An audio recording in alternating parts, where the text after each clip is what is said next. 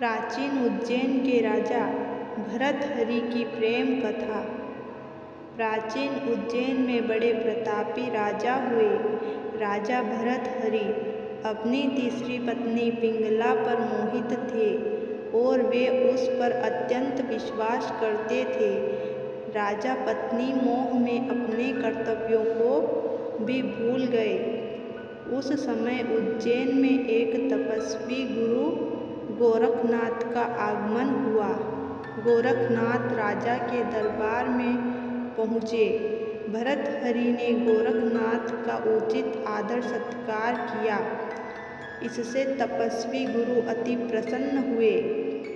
प्रसन्न होकर गोरखनाथ ने राजा को एक फल दिया और कहा कि यह खाने से वह सदैव जवान बने रहेंगे, कभी बुढ़ापा नहीं आएगा, सदैव सुंदरता बनी रहेगी। वह चमत्कारी फल देकर गोरखनाथ वहाँ से चले गए। राजा ने फल लेकर सोचा कि उन्हें जवानी और सुंदरता की क्या आवश्यकता है।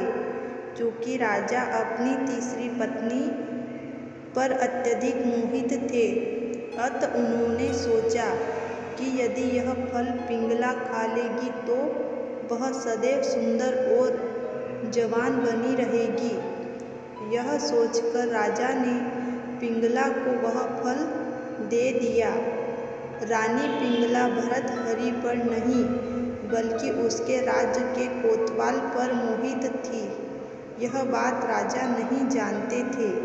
जब राजा ने वह चमत्कारी फल रानी को दिया तो रानी ने सोचा कि यह फल यदि कोतवाल खाएगा तो वह लंबे समय तक उसकी इच्छाओं की पूर्ति कर सकेगा। रानी ने यह सोचकर चमत्कारी फल कोतवाल को दे दिया। वह कोतवाल एक वेश्या से प्रेम करता था और उसने चमत्कारी फल उस वेश्या को दिया ताकि वेश्या सदैव जवान और सुंदर बनी रहे। वेश्या ने फल पाकर सोचा कि यदि वह जवान और सुंदर बनी रहेगी तो उसे यह गंदा काम हमेशा करना पड़ेगा। नर्क समान जीवन से मुक्ति नहीं मिलेगी। इस फल की सबसे ज़्यादा ज़रूरत हमारे राजा को है। राजा हमेशा जवान रहेंगे तो लंबे समय तक प्रजा को सभी सुख सुविधाएं देता रहेगा। यह सोचकर उसने चमत्कारी फल राजा को दे दिया। राजा वह फल देखकर हतप्रभ रह गए। राजा ने वेश्या से पूछा कि यह फल उसे कहाँ से प्राप्त हुआ। वेश्या ने बताया कि यह फल उसे कोतवाल ने दिया है। भर्तहरि ने तुरंत कोतवाल को बुलवा लिया। सख्ती से पूछने पर कोतवाल ने बताया कि यह फल उसे रानी पिंगला ने दिया है। जब भर्तहरि को पूरी सच्चाई मालूम हुई तो वह समझ गए कि रानी पिंगला उसे धोखा दे रही है। पत्नी के धोखे से भर्तहरि के मन में वैराग्य जाग गया और वे अपना संपूर्ण राज्य विक्रमादित्य को सौंपकर उज्जैन की एक गुफा में आ गए। उस गुफा में भर्तहरि ने 12 वर्षों तक तपस्या की थी। उज्जैन में आज भी राजा भर्तहरि के गुफा दर्शनीय स्थल के रूप में स्थित हैं।